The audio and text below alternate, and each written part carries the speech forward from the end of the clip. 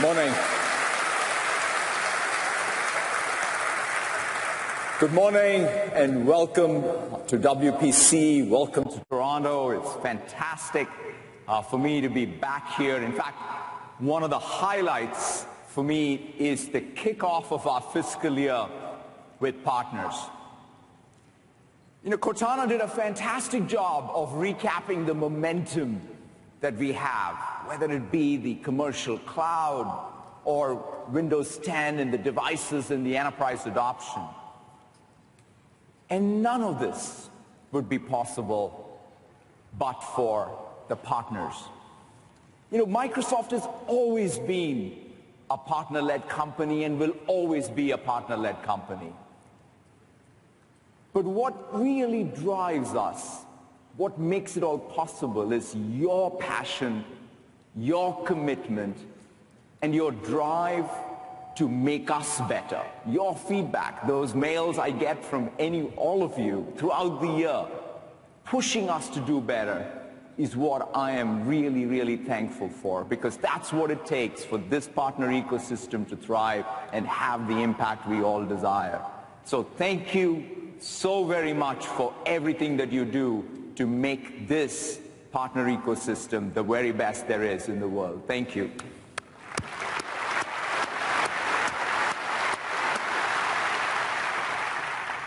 So we want to talk about the future, but it starts for us with our mission. Everything we do, every product we build, every decision we make in even our partner programs is grounded in our mission, to empower every person and every organization on the planet to achieve more. There are so many key things that we need to remind ourselves each day that are key to our mission.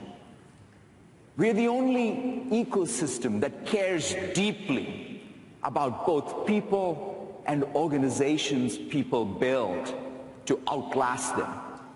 When we think about our software constructs, we think deeply about institutions that have to thrive because of software capabilities inside of those organizations.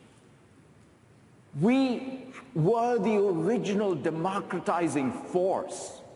I always think about this because I wouldn't be here on this stage if it was not for this ecosystem and its ability to get technology to every corner of the world. But perhaps the thing that makes the biggest difference is that last part of achieving more. It's not about celebrating any one of our technologies, products, or services. It is about celebrating what our customers are able to do with technology, how they're transforming their own business, achieving their own success, and having their own impact. And talking about impact and achievement, what is top of mind as I travel the world, as I talk to many other CEOs today, is digital transformation. That's the theme, in fact, for even these 3 days. In fact, the thing that we will talk a lot about is every customer of ours now is not only looking to use digital technology, but they are building digital technology of their own. And that's really the opportunity. When I think about all of this and the opportunity it represents, it's unprecedented. As a percentage of GDP, IT is a healthy 5%. It's fantastic, and it's growing at around 8% CAGR. So by itself, we're lucky to be in information technology as the world is digitizing. But when you look ahead, you see that every place where there is today operating expense, there is increasing levels of automation, increasing drive for productivity, increasing drive for efficiency. That means opportunity for digital services, products from all of you. But it doesn't stop there. Perhaps for the first time, where there is COGS expense, whether it be a car, a refrigerator, an elevator, all the sensors in the world, every place, that means every city, every traffic light, every retail operation is going to be connected and digital. That truly is the opportunity in front of us. It's the entire GDP that is being shaped by digital technology as we go forward. This represents a huge opportunity for everyone in this room. Whether you're serving large businesses or small businesses, whether you are a large system integrator or a solution developer, whether you are doing services or IP, everyone in the audience has an opportunity to tap into this revolution. And it's this opportunity that drives our ambitions. So we've talked about these three ambitions that we have: reinventing productivity and business process, building out the intelligent cloud, and more personal computing. But at the core of it is helping our customers achieve digital transformation. Every one of these ambitions builds towards it. Every one of your competencies around these ambitions build towards that digital transformation outcomes. So I want to spend time this morning giving you a bit of a little more of an outline for what we're doing in each one of these ambitions and how that will help you build towards these digital transformation outcomes. So let's start with reinventing productivity and business process. For me, the dream has always been, how can we transform how work is done? How do we digitize, in fact, the work such that all these impedances that exist today in how I work go away? I mean, think about it. Today, there are two particular places where this impedance or friction shows up. I use my collaboration and communication software. I use my business applications. And then, of course, I even have my professional network. And I have to stitch it together. The cognitive load of how I work across all of this is something that I personally have to overcome. But what if the software was built in ways that we could connect these disparate worlds? What if we could bring together the business applications that you use for customer service or sales or field service with the collaboration and communication software in seamless ways? That's been the dream, and that's what we really are at the cusp, at the threshold of being able to solve. And we're well on our way in this transformation. The progress that we have collectively made with Office 365 is tremendous. The move to the cloud is transformative.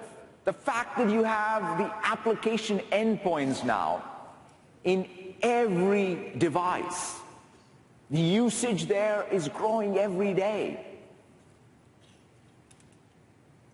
But perhaps the most salient point of this cloud transformation is the transformation around data. In other words, it's not just a new way of delivering the software as a service, but it's fundamentally changing the value we deliver. The fact that you move to the cloud means for every customer, the rich information model of people, their relationship with other people, their calendars, their projects, their work artifacts, are all exposed as a rich graph structure. And of course, we reason on that data to create new products. Think about Clutter in Exchange, or Cortana itself, or Power BI, or Dell. These are all information products. That's new value that's being created that's relevant for a large business or a small business, because now we can reason about all the data in the cloud in real time, add the machine learning and AI capability to create these new AI products or information products. But it's not just limited to the products we create. The opportunity every one of you has to be able to extend the Microsoft graph, all of the tenant information that is there, to add value to each customer, I think represents a huge new opportunity for us. And now I'm so excited about Dynamics 365, because what you saw with Office 365 is what's happening with Dynamics 365. With the move to the cloud, the first thing, of course, is you're going to have these purpose-built, role-specific, task-specific microservices or micro-business process applications. You're going to have modern interfaces. Just like what we did with Office 365, you're going to be able to use these business applications everywhere. You're going to have a very different business model where you can, in fact, have the business applications needed for a particular role. So you get away from suites to plans by role. But again, the most transformative thing is the data. The fact that you have the leads, orders, shipments, inventory, field service orders, everything represented in the cloud, exposed in the cloud, for others to build, extend, is what's going to make the difference.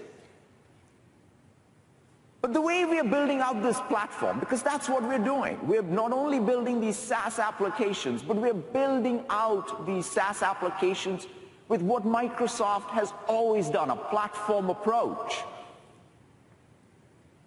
We are creating a platform of opportunity with AppSource.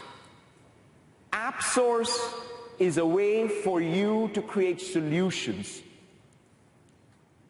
that then extend everything that we've done in Office 365, Dynamics 365. We expect customers to take the services that you're building, the services that we're building, and then tailor them for their specific business process needs. In fact, they want to build a digital feedback loop using all of this technology, and that's what we enable. Office 365, Dynamics 365, all of the applications in AppSource plus Azure represents that platform for every customer. The thing that I'm also excited about is that last mile of customization. How do you build these digital feedback loops and tailor them for the specific business processes across the variety of vertical industries in every part of the world? This has been a place, again, of a lot of friction. But with these modern tools, Power Apps, Power BI, and Flow, you have the ability to reduce the integration cost and bring together these composable business applications that speak directly to the digital transformation needs of customers. That's the new way to frame what's happening with Office 365, Dynamics 365, the opportunity it represents for everyone here, and most importantly, how we can help transform customers and their digital transformation outcomes. I just want to give you a feel for this at work by picking Ecolabs, a customer that we've been working with, and they're into water management. And water management is perhaps one of those topics that is so important for our times. And they are looking to transform the business from the boiler room to the boardroom. They're using digital technology to be able to take their existing systems and build new systems to create this one feedback loop that allows them to change the outcomes around water management for their customers. And to give you a feel for how this is working and the technologies that use, I wanted to invite up on stage Steve Clayton, one of my colleagues. Steve?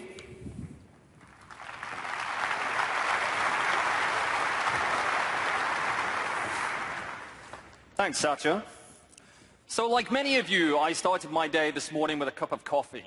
But did you know that cup of coffee took 55 gallons of water to produce? The shirt I'm wearing took 700 gallons of water to produce.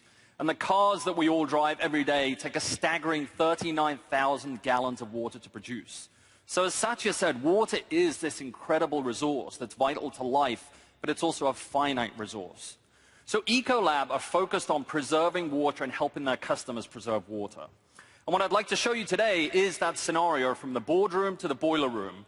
3 different people inside of Ecolab and how they're using this digital technology, this fabric of digital information across their environment. So we'll start in the boardroom and talk about how the boardroom has access to real-time data. Then we'll take a look at the operations room and see how they can take action on that insight. And then we'll look at the customer success manager working at the customer site on behalf of Ecolab and see how this is one consistent joined-up feedback loop. So let's start in the boardroom. This is the view that Ecolab, the board of directors has, or the people who run the company have, is a Power BI dashboard that presents them with real-time, live insights from data across the organization. Site management, performance of the business, their retail performance, and also their operational performance. And we can see immediately that we have an issue here with one of our customer sites, with City Power, where our goal is to be at 85% utilization. We're currently at 87%. So this is where we can go directly from seeing that insight and be able to start down a path of taking immediate action based on that insight. So as we drill into the Power BI dashboard, we can now automatically see or immediately see where the issue is occurring. So we have an issue over here in the cooling tower, and we can see the impact of that down on this chart with the blue line where the quantity of water usage is going up.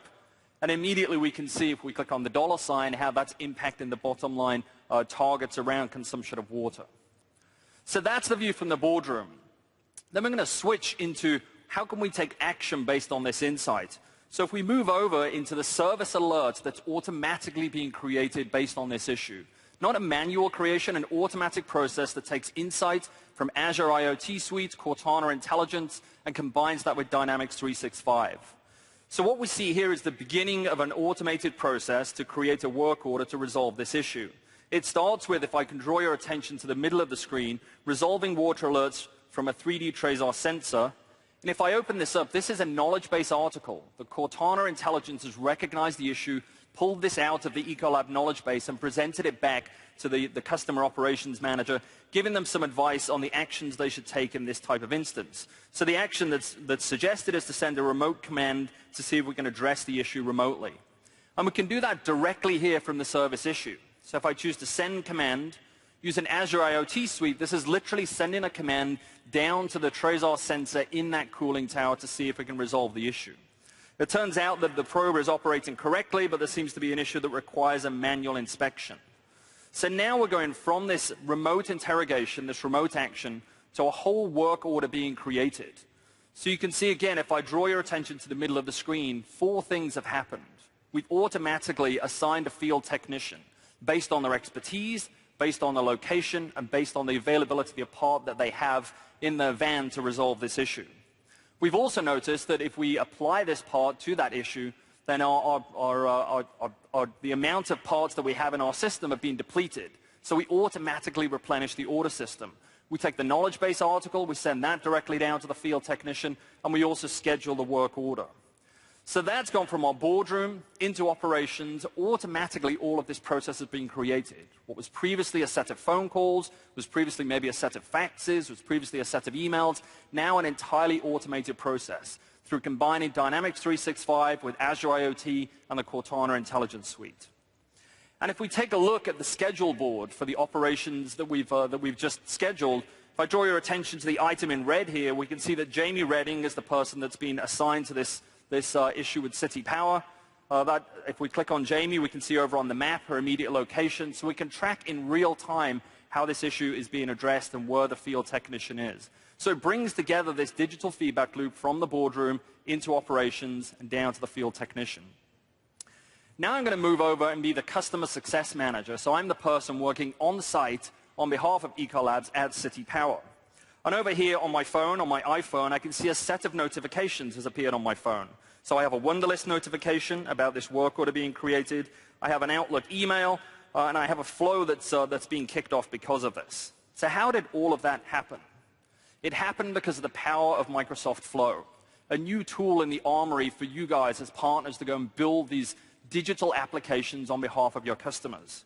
So the flow I have here that I can literally create on my mobile device says that when a record is updated in Dynamics 365 for the customer Ecolab and it's a work order that meets a set of conditions, if I open the conditions, it says when that work order is equal to critical, it will then kick off a set of actions. And this is where we take on the power of the Microsoft Graph that Satya talked about. So I'm going to send a critical email alert, send a push notification to my phone. I'm going to create a Wunderlist task. I'm a big fan of Wunderlist. And I'm also going to create an update in our SharePoint site for all of the customer success managers who monitor City Power. So we're taking information out of one digital system, in this case Dynamics 365, and then flowing it through a whole set of other operations, completing this digital feedback loop. The other thing I have on my phone as the customer success manager on site is this application. It gives me the same view of the same data that the field technician has, the same view that the customer operations has, and the same view that the boardroom has. So you can see I've got Power BI embed here. It's showing me the same KPIs that they were viewing in the boardroom. I can see the recent activity from that work order being created, and I can see the current events that are taking place at City Power, my customer. All of that created inside of Power Apps, just an incredible tool for you to be able to create applications on behalf of your customers. So let's take a quick look at Power Apps. If I move over to the PC, how do we build those types of powerful applications? So this is me in Power Apps on the PC, literally building the application. So this is the type of thing that you could work with a business analyst inside of an organization. It's a visual design environment that lets you create these incredibly powerful digital applications. So I'm in the middle of building my application right here, and you can see that I've got a couple of errors on this screen. And all I need to do is to wire my application up to Office 365. So if I click on Add Data Source, you can see I've got a bunch of data sources in here. I'm going to show you some of the other ones that we have available, though, a wide variety of data sources that we can connect to, whether it's Dynamics 365, Office 365, SharePoint, even things like Salesforce. So we've got the ability to create these connections into these multiple different systems. I'm going to choose to just add a connection to Office 365, and as that gets wired up, you see the application is completed, and my schedule appears in the events there. I click Run on that application, and it will run here on the PC the same way that it runs on the phone. So we've got this powerful ability to create these amazing applications that build this digital feedback loop. Speaking of the feedback loop, the final piece in this process. So we've seen the boardroom view, we've seen the customer operations view, the field technician view, we've seen the customer success manager on site.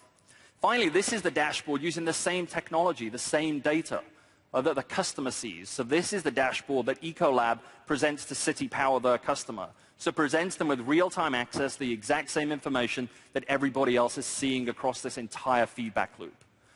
So what we've seen here is the ability to build these end-to-end digital systems. And you could be, as a partner or participant in all of this, you could build all of this system, or you could build pieces of this system. It represents huge opportunity across the entire digital feedback loop to bring these systems together in an intelligent way. Thanks. Back to you, Satya.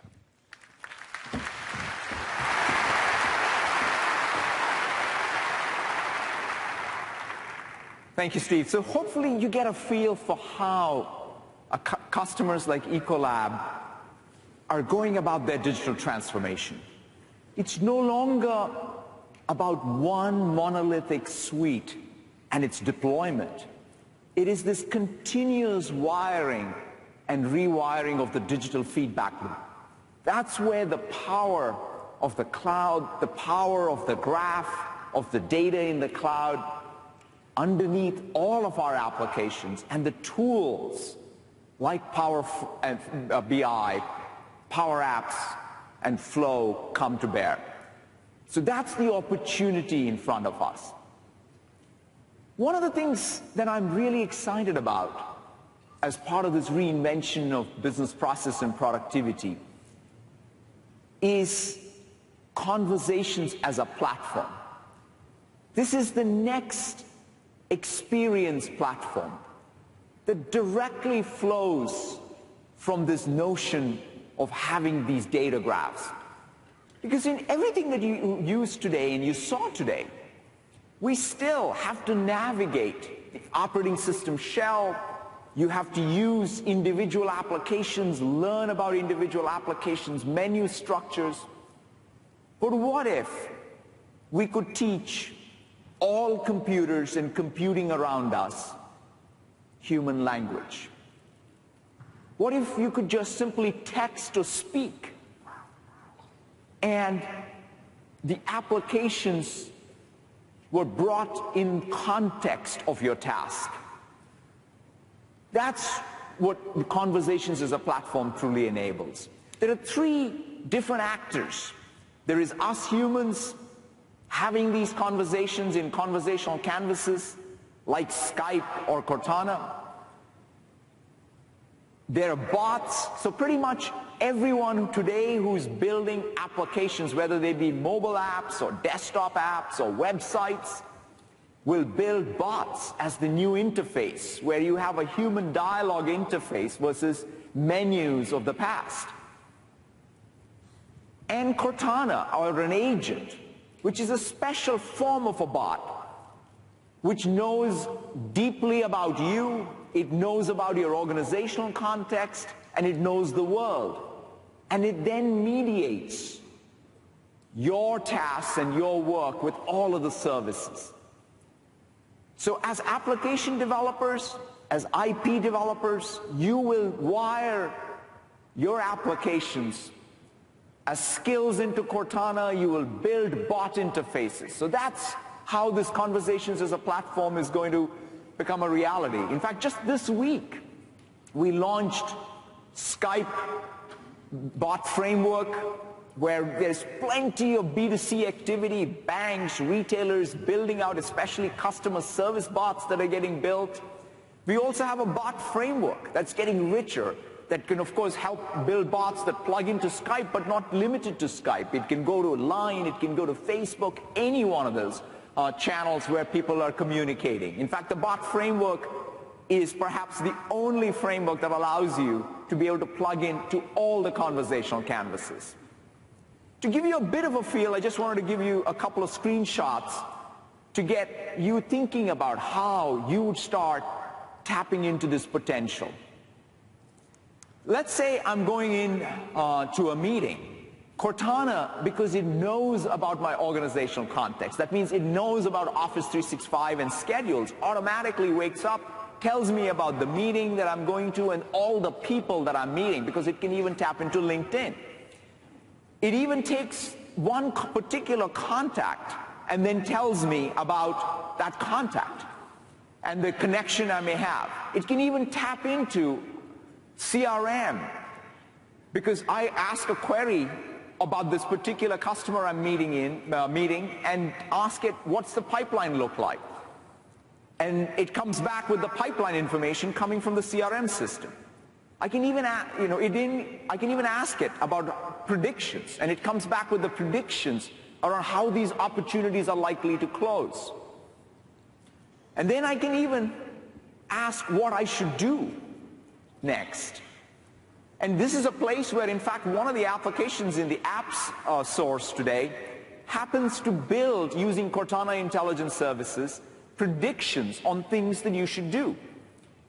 And so this is a way for anyone who is today operating on data in CRM to be able to plug into a conversational interface.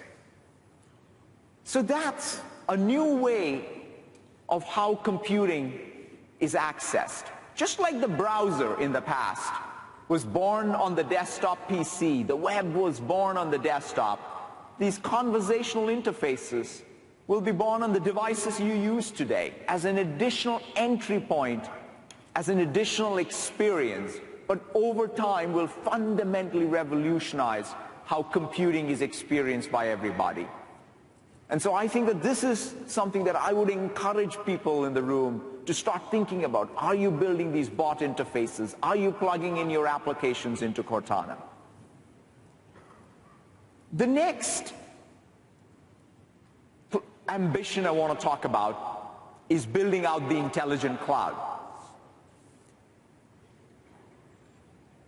The opportunity that developers have in building out applications, in fact, it's such a golden era for building out your big data applications, advanced analytics applications, mobile apps, web apps, IoT apps, SaaS applications.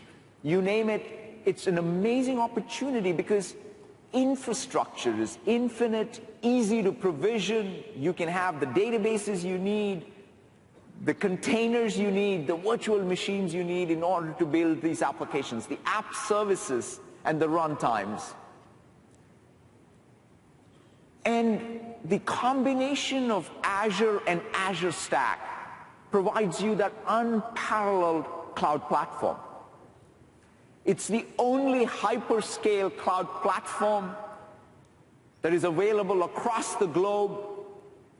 It also provides you that true hybrid computing infrastructure that is needed. Essentially, I think of our servers as the edge of the cloud. Very, very relevant, especially in IoT scenarios. The levels of trust you need in order to be able to operate as a worldwide company. If you want to deploy in China, in the European Union under German law, the idea of having one application work worldwide with trust is something that's very unique to what we as an ecosystem can do. But perhaps the most differentiating aspect of Azure is the productivity gain for everyone inside of your organization. With Visual Studio Online, Operations Management Suite, we are talking about the productivity of every developer and DevOps scenario. And having this cloud infrastructure, this intelligent cloud, makes it possible for us to help build out this world where every company going forward is going to be a digital company. Every company is going to build their own digital technology and these digital feedback loops. And the goal of having a cloud infrastructure is to be able to realize that potential. And talking about every company becoming a digital company, there is no better example than GE. And there is no better example of that than Jeff Immelt as the leader of GE, who has helped transform this industrial giant into a full-blown digital company. So I wanted to invite up on stage Jeff to come share his thoughts about this transformation. Morning, and thank you so much, Jeff, for being at WPC. This is a group of 20,000 or so of our closest friends who are helping us and all over the globe transform customers. I know you've been at the helm for now 15 years at General Electric, and it's been quite a transformation. Maybe to start off, you can share a bit of that journey with the audience here. No, so Satya, it's great to be with you, and great to meet with all of you. Really an impressive story at Microsoft, and congratulations on everything you've done. It's been fantastic. So in 15 years, I'd say 4 important transformations on companies. GE's 140 years old. If you want to stay around a while, you have to be willing to drive change. I think a big portfolio change to really center the company on high-tech infrastructure.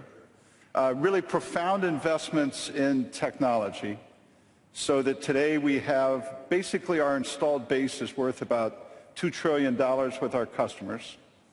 In 2001, we were 70% inside the United States. 2016 will be 70% outside the United States.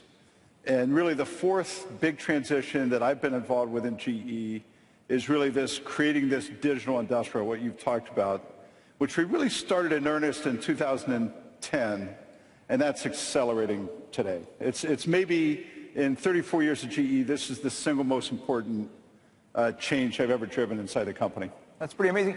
You know, there must have been a moment in time when you recognized that you, of course, are an industrial company, but digital is going to be a core part of your future. How did that realization come about, and how did you go about that change? So, Satya, it never happens in like 1 minute or one thing. Like most industrial companies or people in this room, we've always had software engineers and things like that.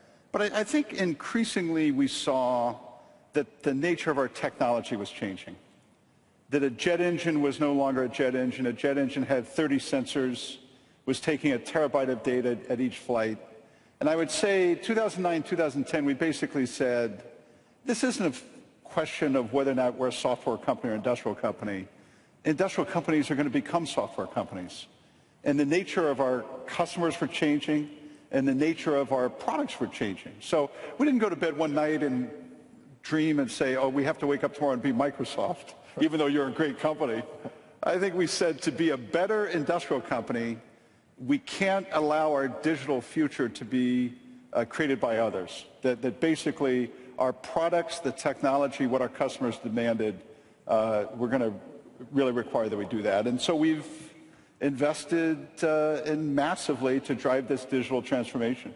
And culturally, were there things that you had to sort of really do differently to, make that change, and from being an industrial company to a digital company? And did you rely even on others from the outside to help with that? Yeah, so Satya, what I would say is there's really 3 levels of driving the kind of change that you talk about. The foundational point is really talent and culture. And fundamentally, we had to go outside the company to get the talent we needed.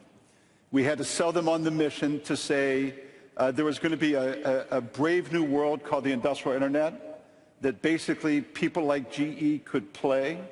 They saw us invest the money. They saw us hire the people. And at the same time, we had to change the way we worked inside the company. We had to take out layers of management. We had to embrace speed, what we call fast works inside the company. We basically took all of the old Six Sigma lean manufacturing and put them into a software context. Then we've invested in technology, both having our own platform, but also what we call the digital twin. We've created around each industrial asset kind of a digital corollary, if you will, that can do predictive failure, driving a digital thread inside the company. And then you have to massively change your sales force. The way you interface with customers is more outcome-based. And we've tried to create inside GE our own ecosystem of partners. If you told me even 5 or 10 years ago that we would do anything inside our company open source, right, or open up to partners, I would have said that's not how industrial companies work. Now it is how every industrial company has to work. So culture, talent, technology, ecosystem with customers, we've really embraced all of this change to improve the company. Yeah, I mean, listening to you, it's just like how we think about building digital products. I mean, I love that metaphor of a digital twin for every industrial asset.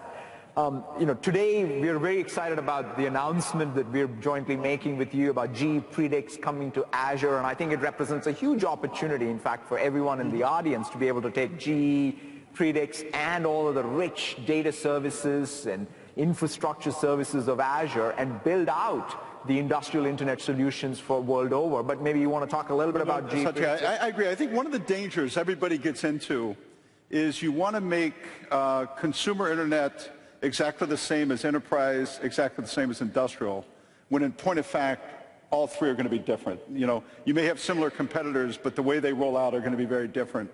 And I think we see in Azure not only a great cloud technology, the ability to really globalize quickly, but it's a platform on which other platforms can go. And I think the relationship we see with Microsoft will allow us to move more quickly in places that are important for us, which is really all over the world. Yeah. And our idea is to put a real industrial strength, analytically based, really looking at asset performance management inside Azure to open up Predix. And hopefully many of you in this room will then develop applications that go on in our customers in the industrial base, like the ones you saw earlier today. And what we bring is we bring this marriage between analytics and physics. If you talk about the new world of industrial internet, you talk about things like no unplanned downtime. Now, no unplanned downtime doesn't sound sexy, but that's worth tens of billions of dollars of productivity, and you only get that between physics and analytics. So I think relationships like ours allows both of us to move more quickly. You know, there's going to be places where we have to work with others, and we'll work with others, and these will be open relationships. But I think in the end, customers are going to determine who's successful. And relationships like this allow us to move more quickly and be able to port for chief technology offers to be able to go from IT to OT relatively quickly, and we think that's important as well. Yeah, no, I think that bridge of IT to OT is what this partner ecosystem, in fact, is also striving to do, and having Predix now in App Stores really helps all these partners to be able to really go and talk to that IT meeting OT opportunity ahead of us. The last thing that I wanted to talk about, one of the things that I recently had a chance to read was the transcript of your speech at Stern, which was an amazing speech about, I think, what the future of a multinational company is. In fact, what the new ethos of a multinational company is when you think about a global multinational, but then yet creating local opportunity. And I know it's a new pivot that you've started talking about, and I think it's very relevant for all of us and in this audience to, as we think about local partnerships and global growth. Maybe you want to share us a little bit. So really, for more than let's say almost 10 years, globalization has been important always for GE, but we've focused on really localizing how we go to market. And you know, I think you can see it both in politics in the U.S. and politics in Europe, and really politics everywhere. The globalization and big trade deals are going to be harder to do. But what we've really tried to build our global network around is localization. It protects us really and our customers from the vagaries of politics and things like that. But more importantly, it makes us a part of the local economies. So we see solving problems on a local basis as let's say, the competitive advantage that GE has.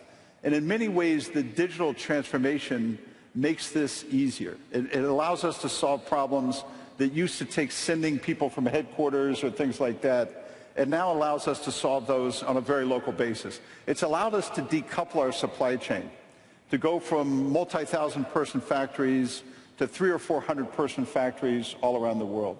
And the earliest, you know, the people that have embraced the industrial internet the earliest are really people in Pakistan and South Africa and Saudi Arabia and Indonesia, because the difference between success and failure is just one more hour of uptime per week.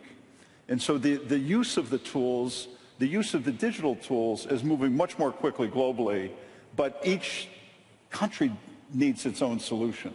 It's not kind of one size fits all. And in that regard, the industrial internet is going to be very different than the consumer internet. And I think those differences are going to be why people like GE can be successful and people like Microsoft can be successful in the same industry. It's because it's going to be a unit of one, not necessarily a unit of many. No, I mean, I think what you just said is so true even of what we are seeing in terms of global growth. In the past, when we just had servers, the penetration of that infrastructure required a lot more sophistication and cost at the edge. And that, in some sense, stymied our global growth. But now you see even the smallest of businesses in an emerging market tap into the cloud. Public sector organizations all over the world are doing machine learning in order to be able to do predictive outcomes. And so to me, that kind of transformation, being able to be possible locally, is just very transformative. And we see the same thing. Yeah. Maybe as a parting piece of advice to people in the room, because there are lots of CEOs. They're all running their own businesses. They're also navigating these changing times in digital technology. Any advice for anyone who's an entrepreneur, a CEO, leading an organization? So I would say point number one is you must change. That basically 25 years ago in GE, the biggest goal was to outsource everything.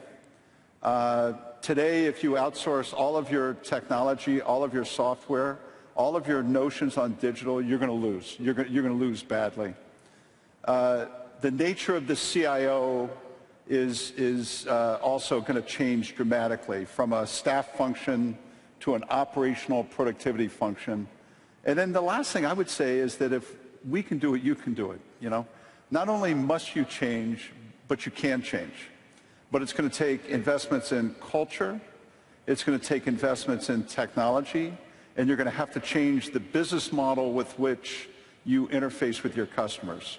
And so you're going to have to really dedicate yourselves and your organizations to do this. But, you know, my belief, this is the biggest, we're in a line of demarcation for industrial companies. There's a past and there's going to be a future. And the future is really going to be derived on who digitizes the fastest. Thank you so very, very much, Jeff. Thank you very much. It's a real pleasure. Great to be with you. Thank you so much. Thanks. Thank you. Thanks.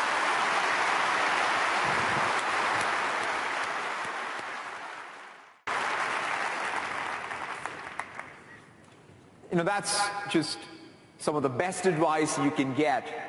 Leadership in today's age is about driving successful change. And you can't drive successful change if you don't think about all the dimensions that need to change, whether it be the product concept, the capability that you need inside of your organization, and the culture. And what Jeff has been able to do in a 140-year-old company is pretty inspiring for us all as we look to lead our companies.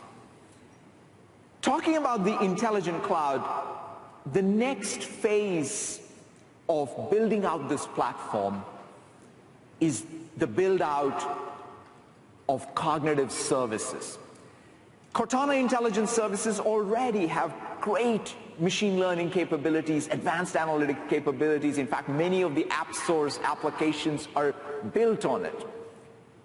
But we are now seeing the beginnings of a new platform with cognitive services.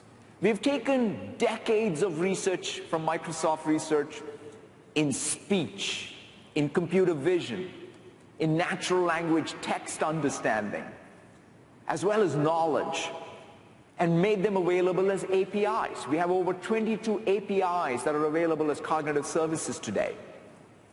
And these APIs are being used by developers everywhere to infuse into the applications perception, the ability to understand speech, the ability to see, that is computer vision. And it's fascinating to see the types of applications. And you may think that this is, again, mostly consumer internet. It's not. It is every business process application you can conceive of can be transformed by these cognitive capabilities. In fact, we're working with McDonald's on one such app. I mean, for McDonald's, as you can imagine, the most mission-critical application is the efficiency of their drive-thru. I mean, that's what fast food is all about. How can people get in and get out fast with the order that they want? And so, I don't know how many of you have worked lately in a McDonald's, or gone through a McDonald's, but I want you to listen to what a typical order through a drive-thru sounds like. So let's play the video clip. Good afternoon, welcome to McDonald's. May I take your order? Yes, I would like 2 Happy Meals, 1 cheeseburger and 1 chicken McNugget, both with fries and apples, 1 with chocolate milk and 1 with a small orange juice. Also give me 2 cheeseburgers, both of those no onion and 1 of those no ketchup as well, 1 fry and a large coffee, 2 cream, 3 sugars. Would you like that fry to be large? Yes, thank you. Would you like barbecue sauce with those nuggets? No, sweet and sour. Is the order on your screen correct? Yes. Okay, your total is $14.68. Please pull around to the first window. All right. So now take out your Surface and your pen and write down the order. I mean, think about that, right? You have all of these characteristics with ambient noise. So what we've done is taken the speech, or what McDonald's with a partner has done is taken the speech algorithm, tuned it, in fact, with this for the specific ambient noise of a McDonald's drive-thru. That's that frontier of machine learning and AI. It's not about one speech recognition algorithm. It's the ability to be able to recognize speech in different contexts with different vocabularies for different business processes. And that's what really you're seeing. The fidelity of the recognition and the precision is high because of that tuning that you all can do on top of these APIs. But not just that. Not only can you transcribe it in text, you can in fact punch that order directly into the point of sale. Because now that you can recognize the order in text, you can transform it, in this case, into some kind of a JSON object and put it right into your point of sale system. That type of integration of cognitive capability into business process is what we're enabling today. And that's that next frontier, the next platform of the intelligent cloud that we collectively as an ecosystem can and are leading in terms of innovation. So moving to the last ambition of more personal computing. When I think about more personal computing, this last year has been a year of tremendous progress. Windows 10 is transformative. It's conceived as a service that spans all devices from Raspberry Pi to HoloLens. It is not just a device operating system for a single device. It is an operating system for you across all of your devices. That's the big conceptual departure or breakthrough in Windows 10. It's got one developer platform, one store, one IT control plane for management and security. And that's what makes Windows 10 unique. The enterprise adoption cycle that has really begun in earnest, I think, is a massive opportunity for everyone in the audience. Because no digital transformation outcome, whether it's about engaging customers, empowering employees, or optimizing operations, is going to be complete without having devices, the right device at the edge. But one of the things that more personal computing or personal computing has always been shaped by is these category creation moments when input and output have changed. And one such moment is upon us now, and that's mixed reality. And HoloLens, that is available today, is bringing forth a new medium, a new paradigm of mixed reality, where for the first time in our history, we have the ability to take the analog world and superimpose in it digital artifacts and create this mixed reality. We have the ability to solve for what has been a dream of computer science, which is presence.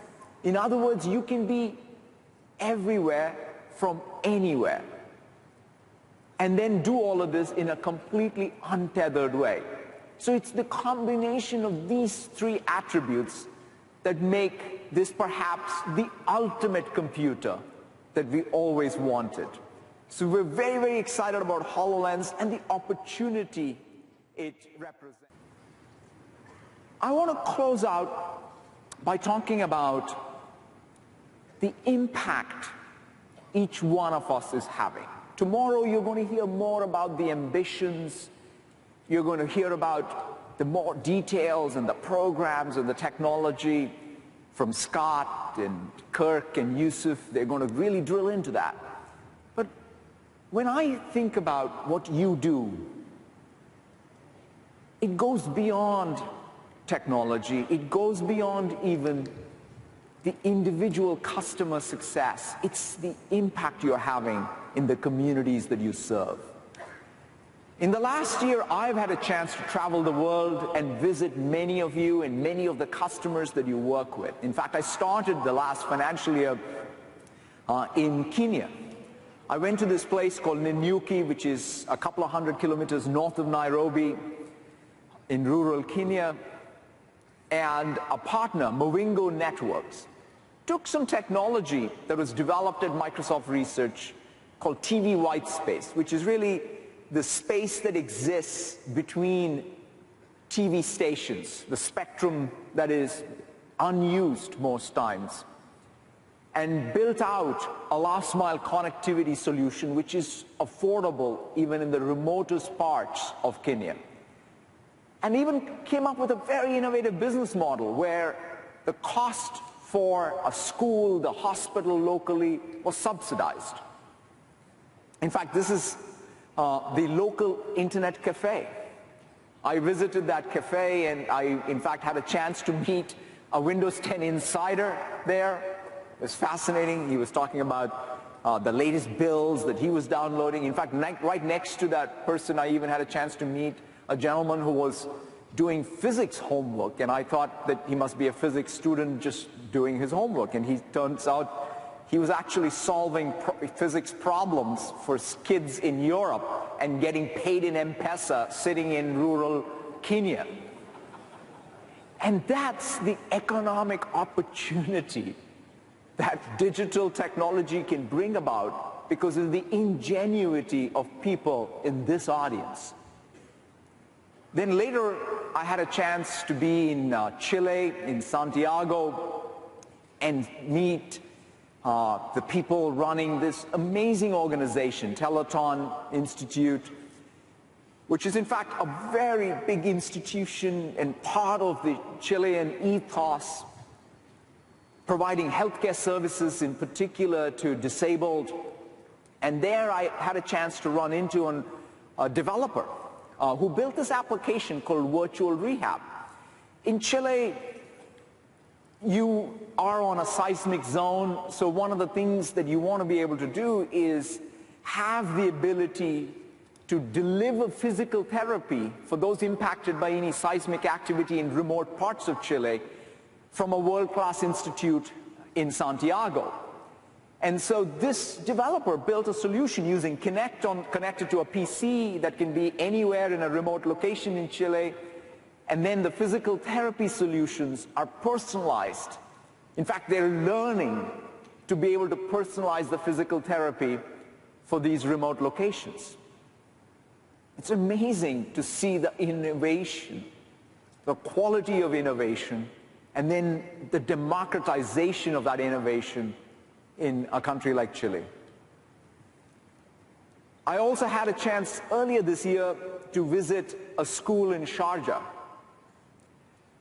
And to see, this was a school that was built for people with hearing disability. And I had a chance to go visit how students and teachers were interacting. They were using Office 365 and specifically Office Mix was being used for instruction. And IT Works built this out such that you could have the PowerPoint slide and then the sign language right next to it because of Office Mix, and was changing the educational outcomes.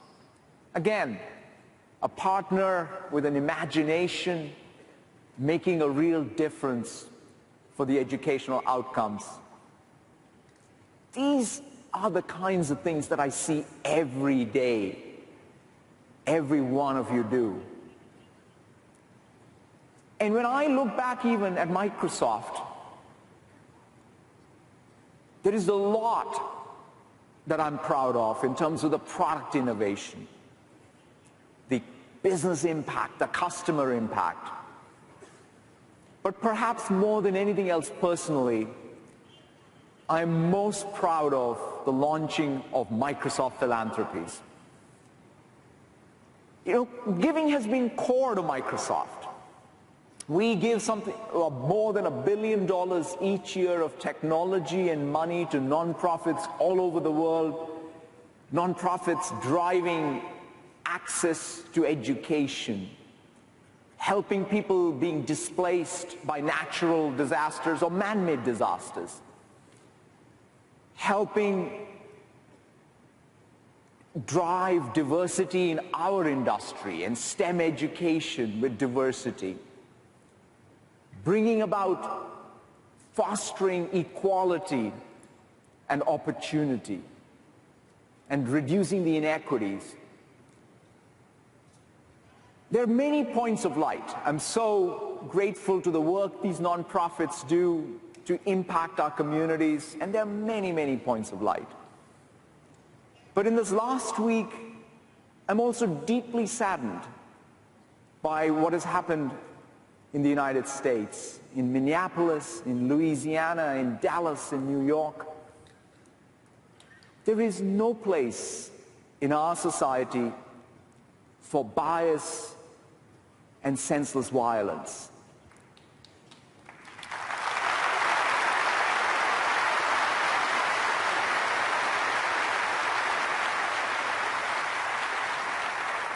We at Microsoft stand with everyone who's driving positive change.